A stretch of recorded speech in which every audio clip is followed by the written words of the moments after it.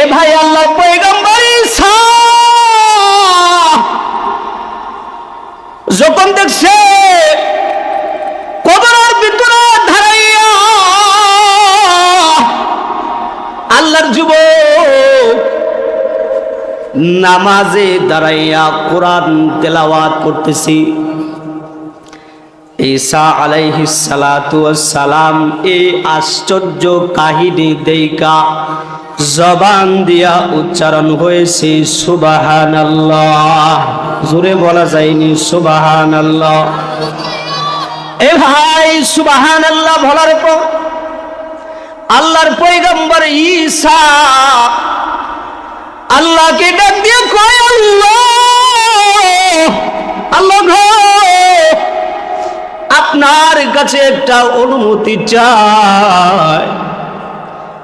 আল্লাহ এটা কেমন বান্দা যে বান্দা কবরে দাঁড়ায়া দাঁড়ায়া তোমার ইবাদত করতেছি, রুকু করে সেজদা করি, কোরআন তেলাওয়াত করি, না জানি আল্লাহর এই বান্দা দুনিয়াতে কেমন নেককার ছিল, না জানি দুনিয়াতে কেমন আমল করত, তার মা কতই না ভালো ছিল, তার বাবা কতই না ভালো ছিল। আল্লাহ তাআলার কাছে যখন বললেন, আল্লাহ বলেন পয়গম্বর যাও, আমি তোমাকে অনুমতি দিয়া দিলাম, তুমি বান্দার সাথে কথা বলো। এবার সুবহানাল্লাহ জোরে বলার জন্য রেডি হন। রেডি আছেন তো? গলাটা একটু কাশি দেন, যদি আপনাদের গলায় একটু কাশি দেন না। এ ভাই আল্লাহর পয়গম্বর ঈসা আলাইহিস সালাতু ওয়াস সালাম এবার যখন কুম বিইজনিল্লাহ বলছি, কুম বিইজনিল্লাহ বলার সাথে সাথে ওই যুবকটা কবর থেকে দাঁড়াইছে। সুবহানাল্লাহ, জোরে বলেন না সুবহানাল্লাহ। এবার আল্লাহর পয়গম্বর ঈসা ডাক দিয়ে কয়, হে যুবক, কতদিন যাব এই কবরের ভিতরে দাঁড়াইয়া দাঁড়াইয়া তুমি আল্লাহ পাকের ইবাদত করতেছ? যুবক ডাক দিয়া কয়, আল্লাহর পয়গম্বর, আমি এই কবরের ভিতরে একদিন নয়, 2 দিন নয়, 4000 বছর ধইরা আল্লাহর ইবাদত করতেছি। সুবহানাল্লাহ।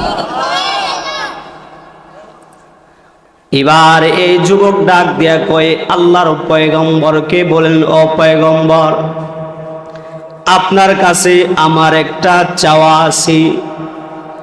পয়গম্বর ঈসা আলাইহিস সালাতু ওয়াস সালাম বলেন, আমার কাছে তুমি কি চাও? যুবক ডাক দিয়া কয়, আল্লাহর পয়গম্বর, আপনি যে সুবহানাল্লাহ বলছেন, সুবহানাল্লাহর সওয়াব আমাকে দেন। সুবহানাল্লাহ বলে আল্লাহর পয়গম্বর ঈসা বলে, আমি তো একবার সুবহানাল্লাহ বলছি, আমার একবার সুবহানাল্লাহর সওয়াব তুমি নিতে চাও? যুবক ডাক দিয়া কয়, পয়গম্বর, আমার 4000 বছর ইবাদতের সওয়াব আপনাকে আমি দিয়া দিলাম, আপনি হায়াত নামক জিন্দেগির সুবহানাল্লাহর সওয়াব আমাকে দিয়া দেন। জোরে বলা যায়নি আল্লাহু আকবার। এ ঘাটাইলের মুসলমান, এ ঘাটাইলের যুবক, এ বৃদ্ধ বাবা, হায়াত নামক জিন্দেগির ভিতরে যদি আমল করেন, আমল নামায় আল্লাহ সওয়াব দিবে।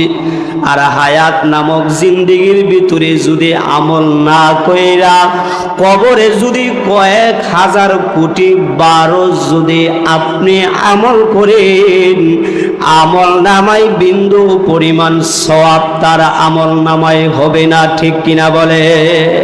আমরা এটা জানি না। যদি আকারে প্রশ্ন করি,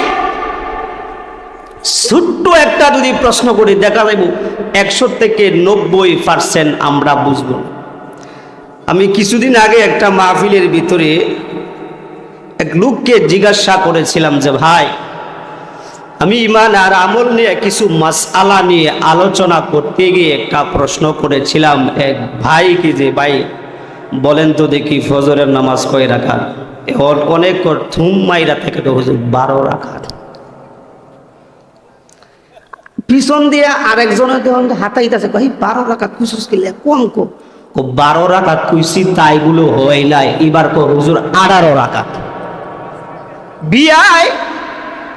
বিআইনের বাড়িতে গেছে, তো আসরের সময় হয়ে গেছে।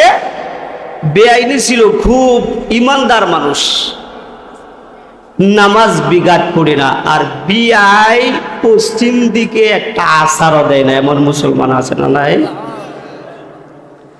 বিআই বলতেছে, বিআই সাহেব আমিও নামাজ পড়ি, আপনিও নামাজ পড়া শুরু করেন, নামাজ পড়ে আপনাকে আমি মেহমানদারি করব।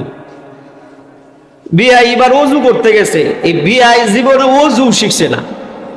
বিআইনে ঘর থেকে ভিতর থেকে পর্দার আড়ালে দেখতেছে বিআই যে ওযু করা শুরু করছি, জন এই 2 হাত 2বার গিয়ে আর একবার এই ফন্ত দই লাইছে, একবারে ইন্দে এই ফন্ত দইছে, ইন্দে এই ফন্ত দইছে, মুখ মাথা সব দই লাইছে, ঠ্যাং 2বার গিয়া বিআই এই পশ্চিমের দিকে তাকায় দেখা যায় কেউ দেয় কিনা, হ্যাঁ ঠ্যাং দইতে দইতে একবারে আড়ের উপরে তুলে লাইছে।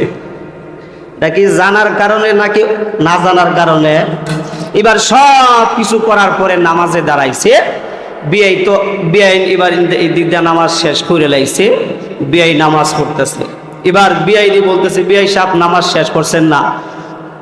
না, আমি তো এখনো আসরের নামাজ শেষ হয়েছে না, কেবল 32 রাকাত পড়ছি, আরো 4 রাকাত বাকি আছে। বিআই কইতেছে, হ্যাঁ বিআইটা কেমন 32 রাকাত পড়ছে, আরো 4 রাকাত বলে বাকি আছে, দেখেন জীবনে কেমন নামাজ পড়ছে। এই জন্যই আমি যে একটা সূরা আপনাদের সম্মুখে তেলাওয়াত করেছি, সূরাটা হলো 103 নম্বর সূরা। বলেন তো কয় নম্বর সূরা? 3 নম্বর সূরা। এই সূরার ভিতরে 4টা আয়াত আছে। এই সূরাটা দামি একটা সূরা। এ ভাই, আমি যদি আপনাকে আমি প্রশ্ন করি, আমার মাঝে অথবা আমরা সহ কেউ 1000 বার কোরআন শরীফ খতম করছেন আছেন কেউ? আমি নাই। আছেন কেউ? এমন একটা সূরা আপনাদের সম্মুখে তেলাওয়াত করেছি। ইমাম শাফিঈ রাহমাতুল্লাহি আলাইহি এই সূরার ব্যাপারে বলেন, আল্লাহ তাআলা যদি কোরআন শরীফের ভিতরে 114টা সূরা নাজিল না করে যদি এই সূরাটাই যদি আল্লাহ নাজিল করত, আর এই সূরার উপরে যদি আল্লাহর বান্দা বান্দিরা আমল করত, এই সূরাটা বান্দা বান্দিকে জান্নাত পর্যন্ত পৌঁছে দিবে। জোরে বলা যায়নি আল্লাহু আকবার। এ ভাই, শুধু তাই নয়, এই সূরাটা এমন একটা দামি সূরা, এই সূরাটা কেউ যদি একবার পড়ে আর শুনে, আল্লাহ পাক আমল নামায় 1000 বার কোরআন শরীফের খতমের সওয়াব দিয়া দেয়। শুধু তাই নয়, এই সূরাটা এমন একটা দামি সূরা, এক সাহাবী আর এক সাহাবীর সাথে যখন সাক্ষাৎ হইত, একজন আরেকজনকে কথা বলার পূর্বে এই সূরাটা একজন আরেকজনকে তেলাওয়াত করে শোনাইতো। এ ভাই, আমি দেলওয়ার হোসেন জিহাদি কোরআনের কথা বইলা শেষ করতে পারবো না ভাই, কিন্তু এমন একটা সূরা আপনাদেরকে আমি শুনাইছি, যে সূরাটা কেউ যদি পড়ে আর যদি শুনে,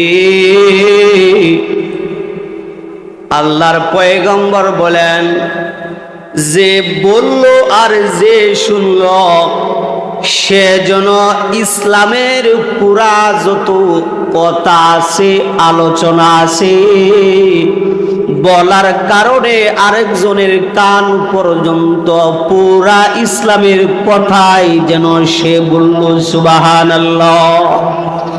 এমন একটা দামি সূরা পড়ছে। এ ভাই, এই সূরার ভিতরে আল্লাহ কসম খাইছেন। যুবক ভাই, আল্লাহ তাআলা কেন কসম খাইছেন? যেমন আমিও আমার সন্তানের বেলা কসম খায়, আপনিও কসম খান। যদি আপনার সন্তান বেশি অপরাধ করে আরেকবার বলেন আল্লাহর কসম, যদি অপরাধ করো তাহলে কিন্তু তোমাকে আগের চেয়ে বেশি প্রহর করব, মার দিব।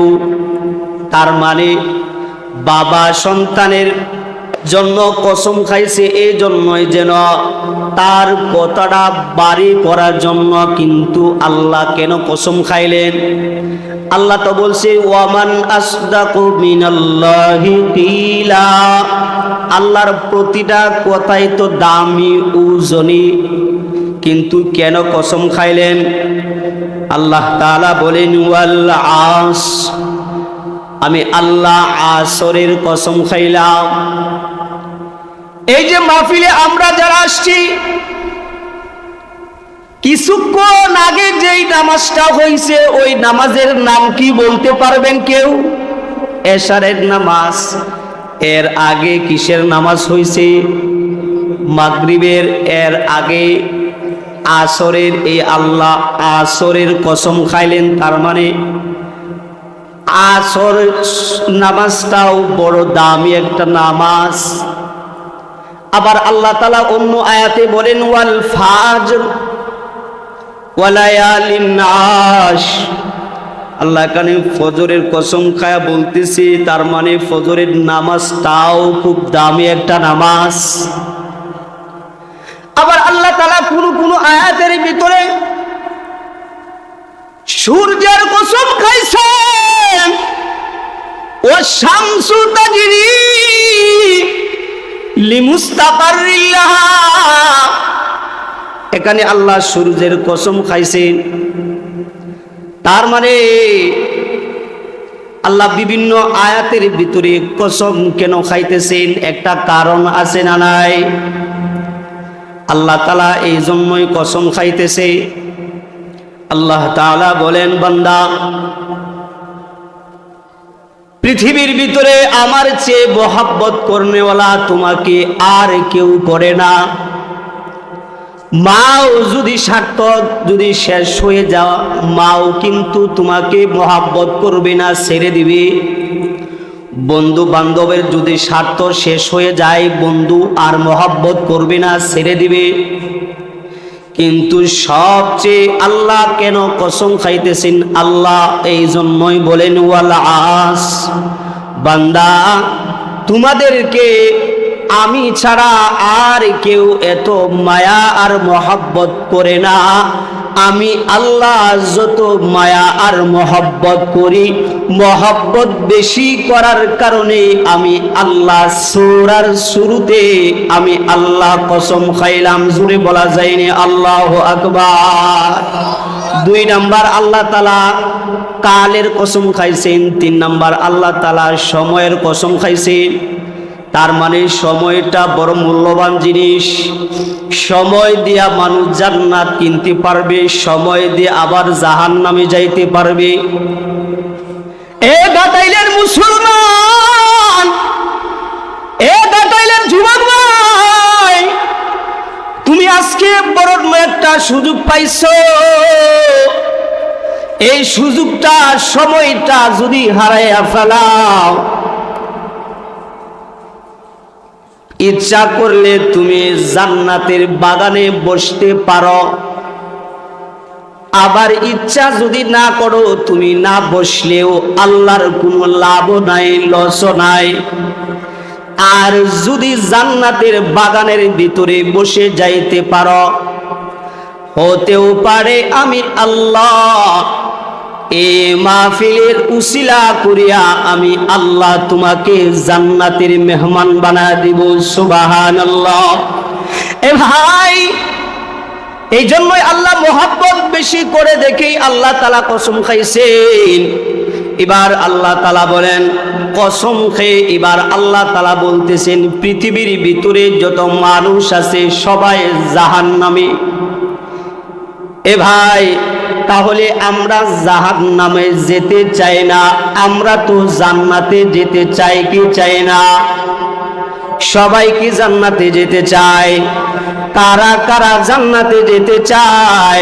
একটু হাতটা তুইলা জান্নাতের বাগানে আল্লাহকে দেখাই। নারে তাকবীর, লিল্লাহি তাকবীর। এবার একটা পরীক্ষা হবো। যুবক ভাই কারা কারা আছেন একটু হাত তোলেন। আমার যুবক ভাই, এই তোমরা যুবকরা হাত তোলো। যুবক ভাই কারা কারা আছেন হাত তুলেন। দাদা আপনি পরে থাকেন, সভাপতি সাহেব। যুবকদেরকে একটা পরীক্ষা করব, যুবকদের শরীরের এনার্জি আছে না গেছে। মুরব্বী বাবারা কি করেন আপনারা? পরীক্ষা হোক, কি বলেন? এবার যুবকদেরকে নিয়ে একটা তাকবীর হবে, আসমান পাতাল একবার আকাশ চুম্বি হই। নারে তাকবীর, নারে তাকবীর। মোটামুটি হয়েছে। টাঙ্গাইলে আগামীকাল কিশোরগঞ্জে জুমা সময় বলা যাইব তো, টাঙ্গাইলের যুবকরা কিছু আওয়াজ আছে। এবার মুরব্বী বাবাদেরকে দেখতে চাই। নারে তাকবীর। যুবক ভাই আপনারা কিন্তু ফিল মারতেছে যেটা আছে। এবার সবাই মিল্লা নারে তাকবীর। আমরা এখান থেকে আওয়াজ দিব, কমসে কম আওয়াজটা সাগর দিকে যেতে পারবে। রাজি আছেন তো সবাই? রাজি আছেন? রাত্রির আওয়াজ অনেক দূরে যায়। একটা তাকবীর হবে, বাহিরে যারা আছে তারা মনে মনে ভাববো না এই মাহফিলে তো লুকারণ্য হয়ে গেছে, আমি অনেক যাই রেখে দৌড়ে আসবে। এই জন্য সবাই মিলে একটা তাকবীর হইবে। নারে তাকবীর, জোরে নারে তাকবীর। আল কোরআনের আলো, আল হাদিসের আলো, ওয়াজ মাহফিল যেখানে, আলেম উলামা যেখানে, সুদখোর গাঁজাখোর যেখানে, ইনশাআল্লাহ আল্লাহ তাআলা কবুল করুন। সকলে বলেন আমিন। তাহলে আমরা সবাই জান্নাতে যেতে চাই তো ইনশাআল্লাহ? তাহলে জান্নাতে যেতে চাইলে কিছু কাজ করার দরকার আছে না নাই? হ্যাঁ, 4টা কাজ করলে আপনি বিনা হিসাবে জান্নাতে যাবেন। সুবহানাল্লাহ বলেন। এই ভাই, আমল কইরা, রোজা কইরা, নামাজ কইরা জান্নাতে যাওয়া আশা করা যায়, কিন্তু পাবো কি পাবো না বলা যায় না। কিন্তু ওয়াবতাগু ইলাইহিল ওয়াসিলা, কিছু কিছু উসিলার কারণে আল্লাহ তাআলা মাফ করে দিবেন। এই জন্য 4টা আমল ইনশাআল্লাহ আমরা আমল নিয়ে আলোচনা করব। ওমা তাওফীক ইল্লা বিল্লাহ। 4 আলোচনার ভিতরে সবাই জাহান্নামে যেতে পারলেও আমরা এখানে যারা আছি আমরা জান্নাতে যেতে চাই ইনশাআল্লাহ। এ ভাই, 4 শ্রেণীর মানুষের ভিতরে 1 নাম্বার শ্রেণী হলো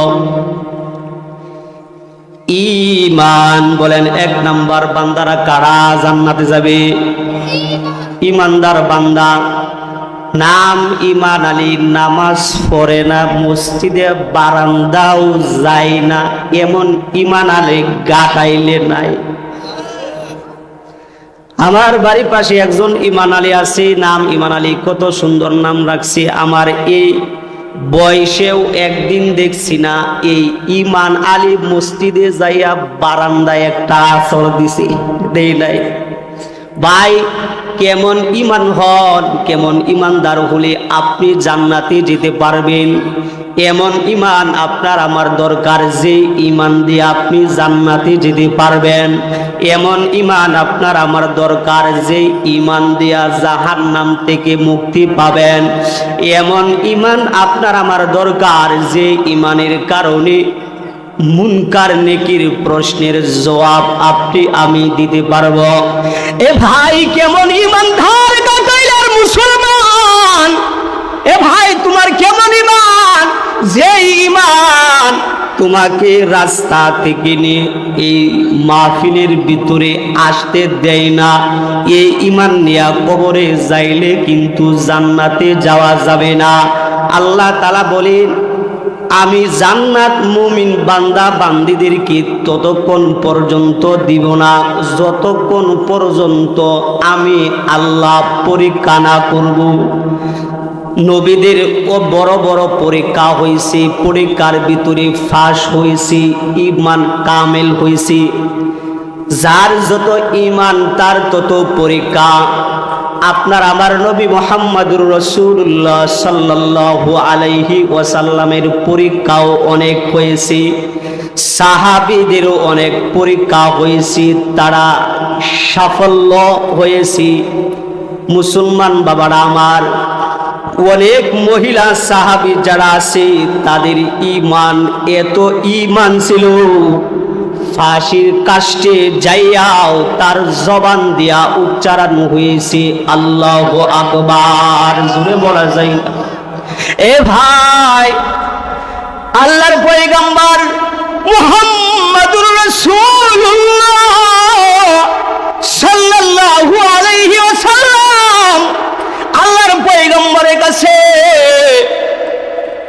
একজন মহিলা, যে মহিলা সর্বপ্রথম দ্বীনের জন্য শহীদ হয়েছেন, আল্লাহর পয়গম্বরের কাছে যাইয়া কালিমা পড়ছে। কালিমা পড়ার পরে এই কালিমার ঈমানের দাওয়াত মহিলা সারা এলাকার ভিতরে দিতেছে।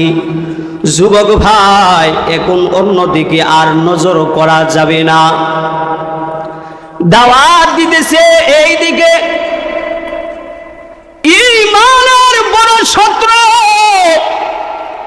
ওই জামানার ভিতরে সবচেয়ে বেশি শত্রু হলো আবু জাহেল, ঠিক কিনা বলেন?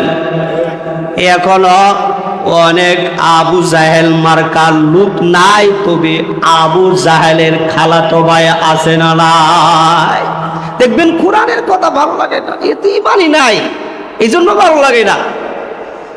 আবু জাহেলের কাছে খবরটা পৌঁছে গেছে, উজির যা বলতেছে লিডার কাম হয়ে গেছে, আপনার দল ছুটু হইতেছে। একজন মহিলা কালিমা পড়েছে নবীর কাছে, মুহাম্মদের কাছে, বলেন না নাউজুবিল্লাহ, মুহাম্মদ। আবু জাহেলের মাথা গরম হয়ে গেছে, এ কে, এ কেমন মহিলা? ও জানে না মক্কার ভিতরে আমার চেয়ে বড় আর কেউ নাই। এরপরেও সে ঈমান আনছে কোন কারণে, কি ক্ষমতার কারণে? আবু জাহেল ডাক দিয়া কয়, উজির রে, ওই মহিলা কে? ওই মহিলার নাম কি? উজির এবার ডাক দিয়া কয়, লিডার গো, ওই মহিলার নাম হলো সুমাইয়া। জুড়ে বলা যায়নি আল্লাহু আকবার। এবার আবু জাহেল ডাক দিয়া কয়, তাহলে তাকে কি করা যায়? লিডাররা বলতেছি, যদি তাকে খতম না করেন তাহলে তার দল বড় হয়ে যাইবে, ঈমান ওয়ালাদের দল বড় হয়ে যাইবে, আপনার দল ছোট হয়ে যাইবে। কি করা যায়? এবার উজিররা বলতেছে তাকে খতম করা লাগবে।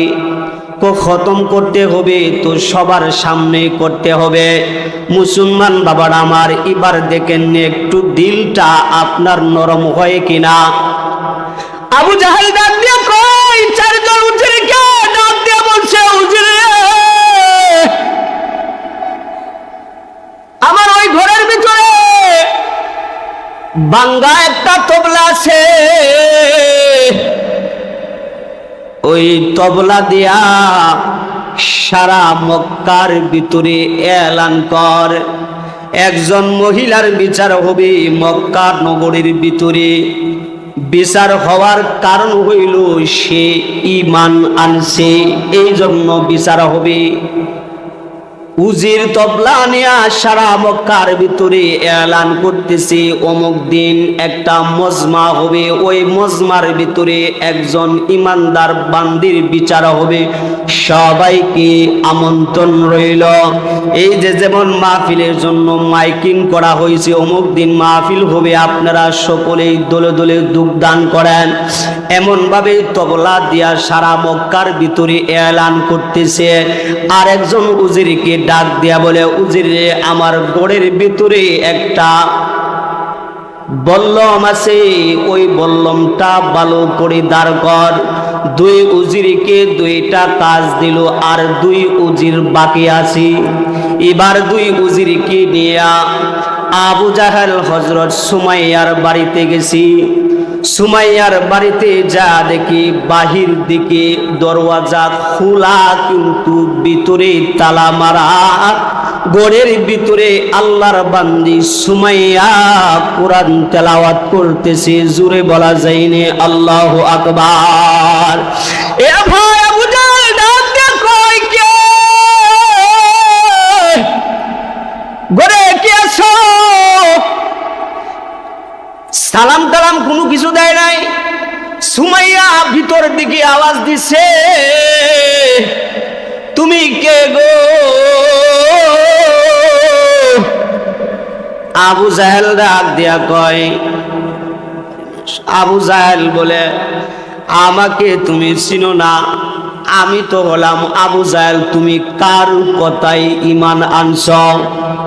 সুমাইয়া বলতেছে, আমি কারো কথা ঈমান আনি নাই।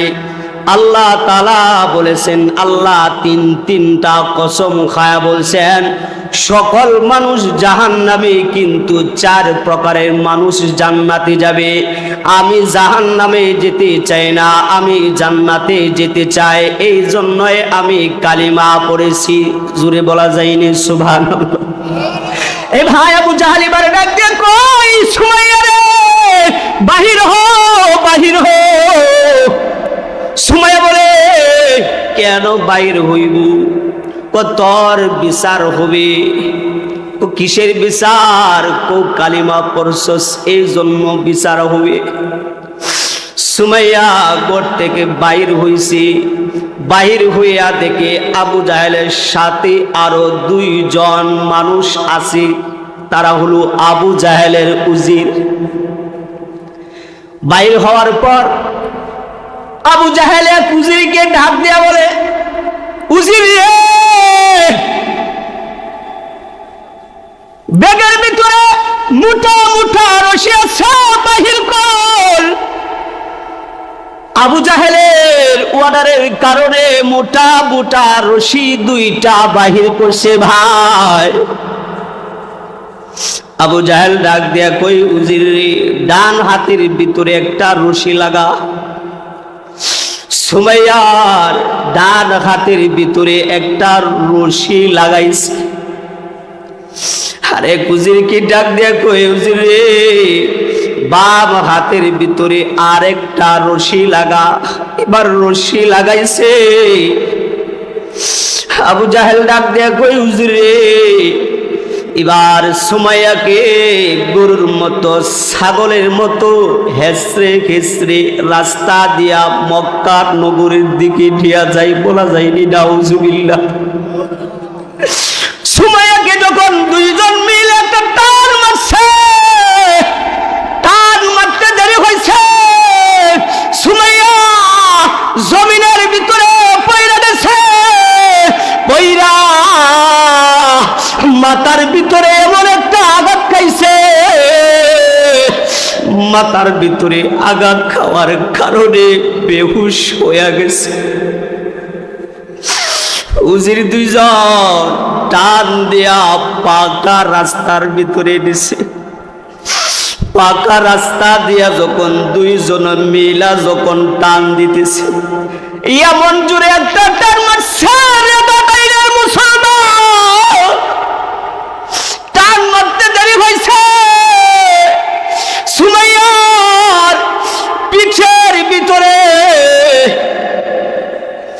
বড় বড় পাথরের কণাগুলো আঘাতের কারণে ঢুইকা গেছে।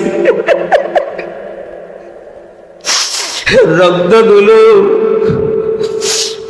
মুরগি জবাই করলে যেরকম ভাবে রক্ত চিরিং দিয়া বাইর হয়, এমন ভাবে সুমাইয়ার পিঠ দিয়া রক্তগুলো চিরিং দিয়ে বাইর হইতেছে। রাস্তা সাদা লাল হয়ে যাইতেছে। সুমাইয়া ডাক দিয়া কয়, আবু জাহেল, কি অপরাধ আমার, যে অপরাধের কারণে আমাকে এত বড় তুই শাস্তি দিতেছস? আবু জাহেল বলি, শাস্তি তো এখনো শুরুই হয় না। দুই হাত পর পর যখন জোরে টান দে, রাস্তার পাথরের কলাগুলো সুমাইয়ার পিঠের ভিতরে এমন ভাবে আঘাত পাওয়ার কারণে গুস্তের ভিতরে ঢুকে গেছে। সাদা গুস্তটা বাইর হয়ে গেছে। আবু জাহেল ডাক দেখো, সুমাইয়া রে, শাস্তি এখনো শুরু হয় না। দুই উজিরকে ডাক দেয়া বলে, উজির রে, আর জোরে টান দে, একে শাস্তি দিয়া শেষ হবে না। টেনে টেনে নিতেছে। এক পর্যায়ে পিছন দিয়ার মাথার চুলগুলো পাথরের আঘাতের কারণে চুলগুলো উঠে যাইতেছে।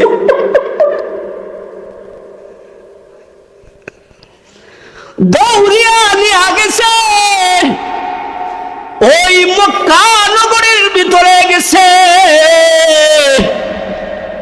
যাওয়ার পর এবার চাইয়া দেখে ওই মক্কা নগরীর ভিতরে লাখো মানুষ উপস্থিত হয়েছে। একটাও মুসলমান না, সবটি খ্রিস্টান, বৌদ্ধ, নাসারা, কেউ সুপারিশ করার মতো না, এমন একটা জায়গা নিছি।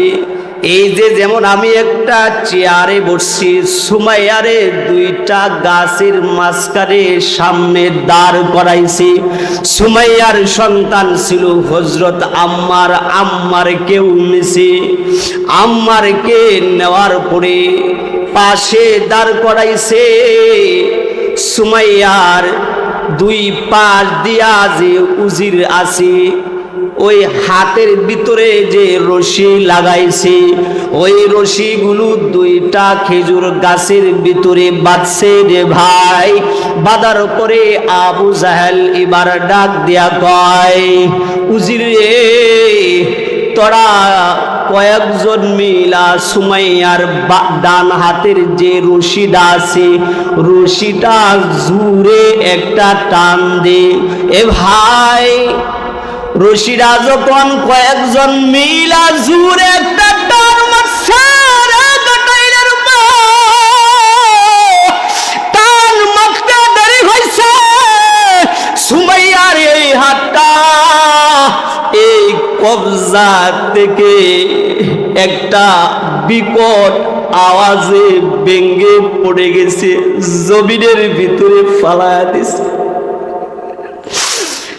গরু জবাই করলে যেরকম ভাবে রক্ত যায়, এরকম ভাবে রক্ত যাইতেছে। গাটাইলের মুসলমান আমার মা বোনেরা, বাম হাতের রশিটা এরকম ভাবে আবার যখন টান মারছে, বাম হাতের রশিটা টান দেওয়ার কারণে বাম হাতটা জমিনের ভিতরে পড়ে গেছে। তার ছেলে আম্মার ছিল, আম্মারকে এবার বলে, আম্মার রে, ছায়া দে তোর মায়ের দিকে। আম্মার যখন মায়ের দিকে তাকাইছে, আম্মার যখন ছায়া দেখে আমার মার দুইটা হাত নাই, গরু জবাই করলে যেমন রক্ত যায় এমন ভাবে রক্ত বাইর হইতেছে। এই দৃশ্য দেখা আমার বেহুশ হইয়া জমিনের ভিতরে পইড়া গেছে।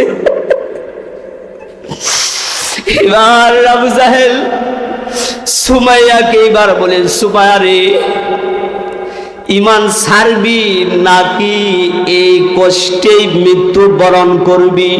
সুমাইয়া এত কষ্ট করার পরেও জবান দেয়া উচ্চারণ করে বলতেছে, আবু জাহেল যত কষ্ট দেস আরো ধে ধে দে, কিন্তু আমি সুমাইয়া আল্লাহর উপর থেকে ঈমান ছাড়বো না। জোরে বলা যায়নি আল্লাহু আকবার, গাটাইলের আওয়াজে বলা যায়নি আল্লাহু আকবার। সুমাইয়া এত কষ্ট করার পরেও ঈমান ছাড়ে নাই। এবার আবু জাহেল এবার বলতেছে, উজিরকে ডাক দেয়া বলে, উজির রে, সুমাইয়ার গোটের ভিতরে যে কাপড় আছে এই কাপড়টা খুল।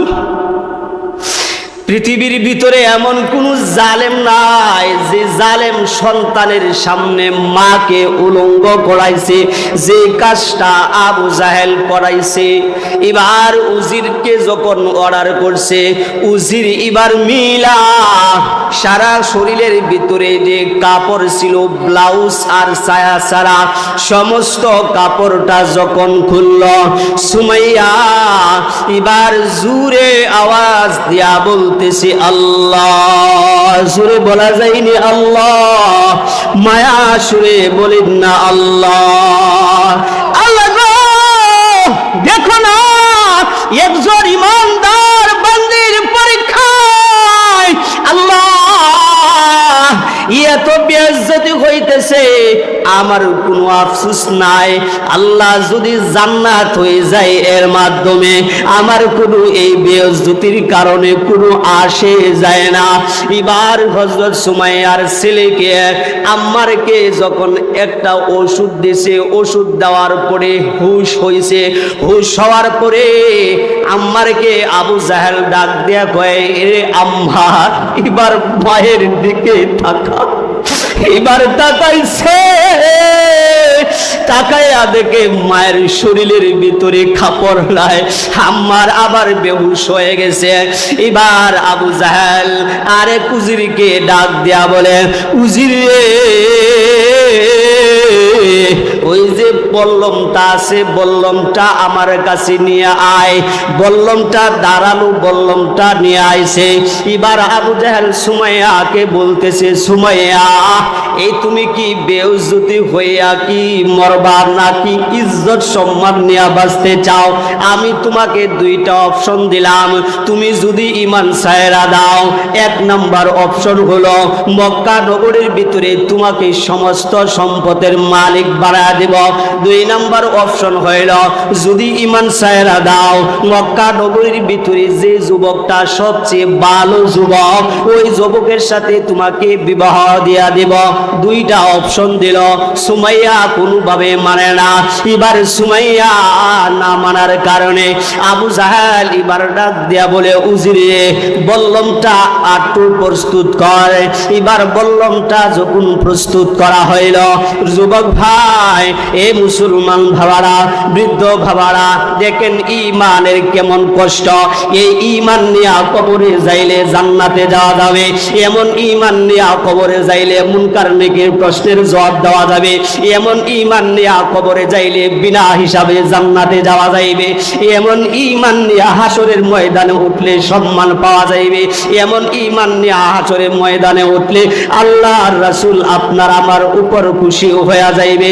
মুসলমান বাবারা আমার, এবার সুমাইয়ার দিকে লক্ষ্য কইরা আবু জাহেল বলতেছে, শেষবারের মতো বলতেছে, সুমাইয়া বলতেছে, হাজারো বললেও আমি ঈমান ছাড়ব না। গাটাইলের আওয়াজ দিয়া আরেকবার বলেন না আল্লাহু আকবার। এবার যখন না মানলো, না মানার কারণে আবু জাহেল এবার দূর থেকে ওই দাঁড়ালো বললামটা হযরত সুমাইয়া আর লজ্জাস্থানের দিকে পিঠ করে এমন ভাবে ওই বল্লমটা যখন মারছে, বল্লমটা মারতে দেরি হয়েছে, সুমাইয়া জমিনের ভিতরে শুয়ে পড়েছে, সারা শরীর থেকে রক্তগুলো বাইর হইতেছে। সুমাইয়া শেষবারের মতো উপরের দিকে তাকাইছে, তাকাইয়া বলে আল্লাহ, আরেকবার বলেন না আল্লাহ। আল্লাহকে বলতেছি আল্লাহ একটু চাইয়া দেখো না তোমার ইমানদার বান্দির কেমন পরীক্ষা চলতেছে। আল্লাহ আমি তোমাকে দাওয়াত দিতেছি, আল্লাহ শেষবারের মতো আমাকে একটু দেখা যাও। আল্লাহ তাআলার কাছে যখন বলতেছে, আল্লাহ তাআলা জিবরাইলকে বলে, জিবরাইল ওই যে চাইয়া দেখো মক্কা নগরীর ভিতরে আমার এক বান্দি ইমানের কারণে কেমন পরীক্ষায় আবু জাহেল করতেছে, দাওয়াত দিয়েছে। আমি আল্লাহ আমার বান্দির কাছে যাইব। দুনিয়ার মধ্যে যদি বাবা যদি কোনো নাতিনের বাড়িতে যায়, একটু না একটু মেহমানদারি, একটু না একটু কিছু দেয়া যায়। আল্লাহ তাআলা বলেন আমি কি দেয়া যাইব? জিবরাইল যা জান্নাতটা নিয়ে ল।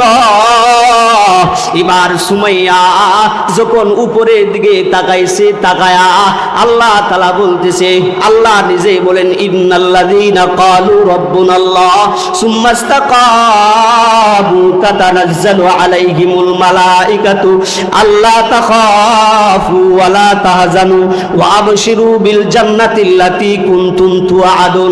যারা আমাকে রব বইলা রবের উপর অটল রয়েছে তাদের জন্য সুসংবাদ হইল আমি আল্লাহ তাআলা যে জান্নাতের ওয়াদা করছি ওই জান্নাতে। এবার সুমাইয়া যখন জান্নাতটা দেখতেছে জিবরাইল আলাইহিস সালাতু ওয়াস সালামের হাতের ভিতরে, এবার সুমাইয়া জান্নাতের নমুনা দেখা এবার মুস্কি মুস্কি হাসা শুরু করছে। আবু জাহেল ডাক দেখো উজিরে সুমাইয়া পাগল হইছে। আসলে পাগল হয় নাই, সুমাইয়া তো জান্নাত দেখা পাগল হয়ে গেছে। জান্নাত দেখা দেখা মুস্কি হাসা শুরু করছে। এইভাবে জান্নাতটা যখন দেখলো, দেখার সাথে সাথে আল্লাহর পয়গম্বরের এই মহিলা সাহাবী হযরত সুমাইয়ার জবান দিয়া উচ্চারণ হয়ে গেছে লা ইলাহা মুহাম্মাদুর রাসূলুল্লাহ সাল্লাল্লাহু আলাইহি ওয়াসাল্লাম। শুনেন শুনেন গাটাইলবাসী, শুনেন দেয়ে মন, শুনেন শুনেন গাটাইলবাসী, শুনেন দেয়ে মন, ভালো লাগলো আজকের মাহফিলে আয়োজন। মারহাবা বলে শুনেন শোনেন হারামচলাবাসী, শুনেন দিয়ে মন, ভালো লাগলো মদিনাতুল মাদ্রাসার মাহফিলের আয়োজন। আবার মারহাবা। আমরা সবাই আল্লাহর গোলাম, জান্নাতে যেতে চাই, চাই কি চাই না? আমরা সবাই নবীর উম্মত, জান্নাতে যেতে চাই। নবীর সাথে কারা কারা জান্নাতে যাবেন একটু হাত তুলে লারা দেন, সবাই লারা দেন। আল্লাহ তাআলা দেখতেছে, এই যে ভিডিও হইতেছে। নবীর সাথে কারা কারা জান্নাতে যাবেন একটু হাত তুলে লারা দেন, সবাই সবাই বলেন আমরা সবাই আল্লাহর গোলাম, জান্নাতে যেতে চাই। বলেন আমরা সবাই আল্লাহর গোলাম, জান্নাতে যেতে চাই। আমরা সবাই নবীর উম্মত, জান্নাতে যেতে চাই। নবীর সাথে কারা কারা জান্নাতে যাবেন আর একটু হাত তুলে লারা দেন, সবাই। দিন ইসলামের পথে চলবো মোরা, নারে তাকবীর আল্লাহু আকবার। আসতে বলেন সবাই, আল্লাহু আকবার বলবেন না? দিন ইসলামের পথে চলবেন যারা, আস্তে আরো আস্তে আল্লাহু আকবার বলেন সবাই। দিন ইসলামের পথে চলবো মোরা, নারে তাকবীর আল্লাহু আকবার জোরে বলেন সবাই। মনে বড় আশা ছিল যাব মদিনা। মদিনা যাওয়ার নিয়ত আছে না নাই? কারা কারা মদিনা যাইবেন একটু হাত তুলেন। আল্লাহর নবী দেখতেছে। আমরা সবাই মদিনা যাওয়ার নিয়ত আছে না নাই? ইনশাআল্লাহ নিয়ত করেন, আল্লাহ তাআলা নিবে। এই জন্য বলেন মনে বড় আশা ছিল যাব মদিনায়, মনে বড় আশা ছিল যাব মদিনায়, সালাম আমি করব গিয়ে, বলেন সালাম আমি করব গিয়ে নবীজির রওজায়। মনে বড় আশা ছিল যাব মদিনায়, মনে বড় আশা ছিল যাব মদিনায়। আরব সাগর পাড়ি দিব নই যে আমার তরি, পাখি নই যে উড়ে যাব ডান হাত বর করি। আমার আশায় আছে সম্বল নাই, আমার আশায় আছে সম্বল নাই, করি যে কি উপায়। মনে বড় আশা ছিল যাব মদিনায়, মনে বড় আশা ছিল যাব মদিনায়। সালাম আমি করব গিয়ে, সালাম আমি করব গিয়ে নবীজির রওজায়। মনে বড় আশা ছিল যাব মদিনায়। আল্লাহু আকবার। আর 2-4-5 মিনিট হুজুর সময় আছে আমার হাতে, আর 5 মিনিট সময় আছে। আমি একটা হাদিস পড়ছিলাম, কুন আলিমান আও মুহিব্বান আও মুতাআল্লিমান আও মুআইনান ওয়ালা তাকুন খামিসা। আল্লাহ রাসূল বলছেন যে তোমরা 4 প্রকার মানুষ হও, হয়তো আলেম হও, আলেমের ছাত্র হও, সাহায্যকারী হও, না হইলেও মোহব্বত করো। এই যদি 4টা কাজ যদি না করো, ওয়ালা তাকুন খামিসা, 5 নম্বর হইও না। 5 নম্বর হইলে তুমি জাহান্নামী হয়ে যাবে, নাউজুবিল্লাহ বলেন। তাহলে আমরা মাদ্রাসা মসজিদের পক্ষে মোহব্বত আছে না নাই? এই মাদ্রাসার প্রতি, মসজিদের প্রতি, ইসলামের প্রতি, কোরআনের প্রতি মহব্বত আছে না নাই? এই মাদ্রাসার প্রতি মহব্বত, মসজিদের প্রতি মহব্বত, দ্বীন ইসলামের জন্য মহব্বত, ইমানের জন্য মহব্বত কার কার আছে? শেষবারের মতো আল্লাহকে একটু হাত তুলে দেখাই, নারে তাকবীর। মুসলমান বাবারা আমার, আল্লাহর পয়গম্বর মুসা আলাইহিস সালাতু ওয়াস সালাম, আল্লাহর পয়গম্বর মুসা আলাইহিস সালাতু ওয়াস সালাম এমন একটা কথা, এমন একটা জিনিস, তাফসিরে যত কিতাব আছে তার মধ্যে তাফসিরে কাবিরের ভিতরে আল্লামা ফখরুদ্দিন রাজি রহমাতুল্লাহি আলাইহি বলেন, আল্লাহর পয়গম্বর মুসা আলাইহিস সালাতু ওয়াস সালাম একদিন রাস্তা দিয়া যাইতেছে, যাওয়ার সময় দেখে একটা কবরের ভিতরে দাউ দাউ করে আগুন জ্বলছে। বলেন না নাউজুবিল্লাহ। এই যে কিছুদিন আগে একটা খবরের ভিতরে খবর দেওয়া হয়েছে, একটা মানুষই আল্লাহর একটা বান্দারে মোবাইলের ভিতরে, ফেসবুকের ভিতরে, ইউটিউবের ভিতরে দেখছি যে কবরের উপরে সাপ, বড় একটা সাপ এসে এরকম ভাবে নাড়াচাড়া করতেছে। নাউজুবিল্লাহ। ভাই 4 প্রকার মানুষ হয়, 4টা আমল করেন, আল্লাহ তাআলা জান্নাত দেব। আগের দিন মুসা আলাইহিস সালাতু ওয়াস সালাম দেখছে যে কবরের মধ্যে জাহান্নামের আগুন জ্বলতেছে। আল্লাহর কাছে বললেন, আল্লাহ এই কেমন বান্দা, কি গুনাহ করছে যে গুনার কারণে তুমি কবরের ভিতরে আযাব দিতেছো? আল্লাহ তাআলা বলেন, মুসা পরে আমি তোমাকে বলবো, ওহীর মাধ্যমে বলবো। পরের দিন আবার আসছে, আয়েশা দেখে ওই কবরটা জান্নাতের বাগান হয়ে গেছে। সুবহানাল্লাহ বলেন। আগের দিন দেখছে যে কবরের মধ্যে দাউ দাউ করে আগুন জ্বলতেছে, পরের দিন দেখে কবরের মধ্যে আল্লাহ তাআলা কবরটা জান্নাতের বাগান বানায় দিয়েছেন। সুবহানাল্লাহ। আল্লাহর পয়গম্বর মুসা আলাইহিস সালাতু ওয়াস সালাম এবার আল্লাহ তাআলাকে বললেন, আল্লাহ আমি তোমার কাছে জিনিসটা জানতে চাই। আগের দিন আমি দেখছি কবরের ভিতরে জাহান্নামের আগুন দাও দাও করে জ্বলতেছে, আর আজকে দেখতেছি কবরটা জান্নাতের বাগান হয়ে গেছে। তোমার এই বান্দারা কি আমলের কারণে তুমি জান্নাতের বাগান বানায়া দিছো? আল্লাহ আমি জানতে চাই। আল্লাহ তাআলা ওহীর মাধ্যমে জানা দিলেন, এ পয়গম্বর মূসা, আমার এই বান্দারা যখন দুনিয়ার মধ্যে বিবাহ করছে, বিবাহ করার পর প্রথম যখন একটা সন্তান গর্ভে আসছে, সন্তানটা গর্ভে আসার পরে আমি আমার এই বান্দাকে দুনিয়া থেকে উড়াইয়া নিয়ে গেছি। আগে তার কোনো আমল ছিল না, আমল না থাকার কারণে জাহান্নামের গর্ত হয়ে গেছে তার কবরটা।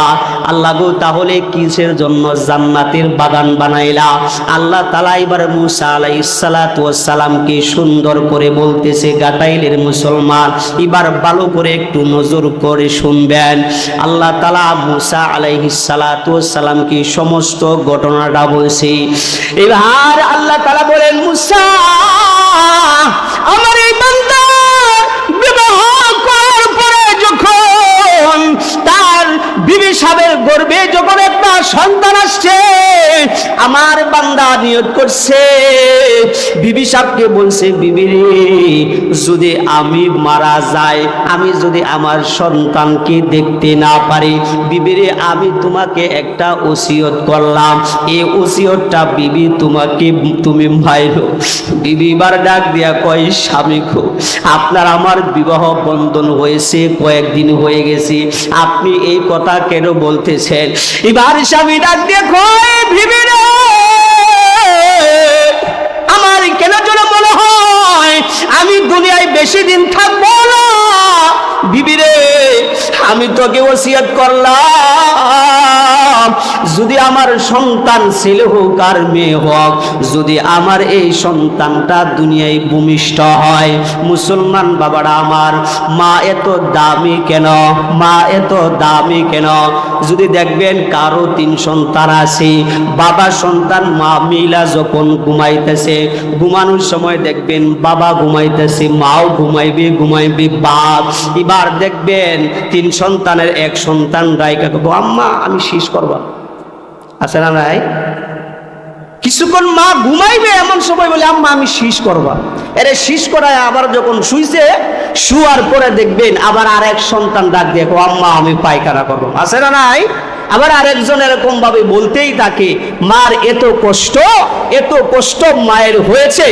এবার স্বামী যখন বলে গিয়েছিল যে, বিবি গো, আমার সন্তানদারে তুমি মাদ্রাসায় পড়াইবা, এইটা হলো আমার শেষ ওসিয়ত।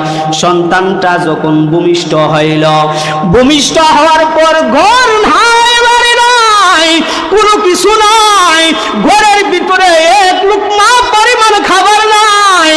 মা সন্তানকে এক ফোঁটা দুধ দিতে পারে না। সন্তানটা এমন কষ্টের ভিতরে লালন পালন করেছে।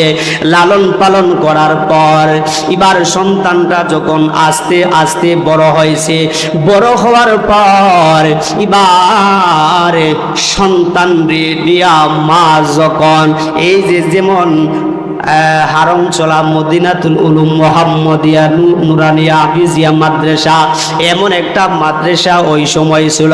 ওই মাদ্রাসা দিয়া তার সন্তানটারে ভর্তি করছে।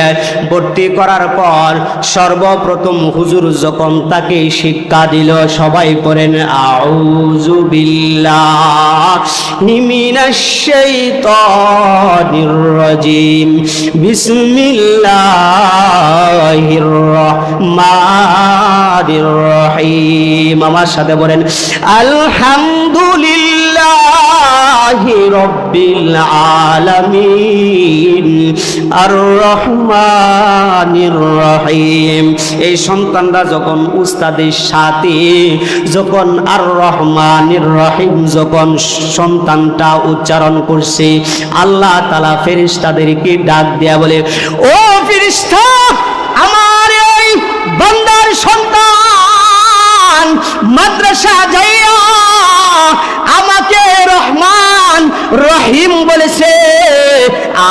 আমি আল্লাহ এই সন্তানের বাবার খবরে আযাব দিব, হতে পারে না। মুসা এই সন্তানটাকে যখন তার মা গতকাল মাদ্রাসায় ভর্তি করছে, ভর্তি করার পরে যখন আউযুবিল্লাহ বিসমিল্লাহ বলার পরে আলহামদুলিল্লাহি রাব্বিল আলামিন আর রহমানির রহিম যখন পড়ছে, আমি আল্লাহর আরশ পর্যন্ত কাঁপা শুরু হয়ে গেছে। জোরে বলা যায়নি আল্লাহু আকবার, আর জোরে বলেন না আল্লাহু আকবার। মুসা আমার এই বান্দার সন্তান যখন আর রহমানির রহিম পড়ছে, আমার আরশে আজিমটা কাঁপা শুরু হয়ে গেছে। আমি রহমান রহিম আমার বান্দাকে না মাফ কইরা থাকতে পারলাম না। সন্তান যখন রহমান রহিম পড়ছে রে মুসা, পড়ার সাথে সাথে আমি আল্লাহ এই সন্তানের বাবার কবরে আযাবটা আমি মাফ কইরা মুহূর্তে আমি আল্লাহ তাআলা জান্নাতের বাগান বানায় দিলাম। জুড়ে বলা যায়নি সুবহানাল্লাহ। এই জন্য ছেলে সন্তান যদি হয় মাদ্রাসায় দিবেন কি দিবেন না?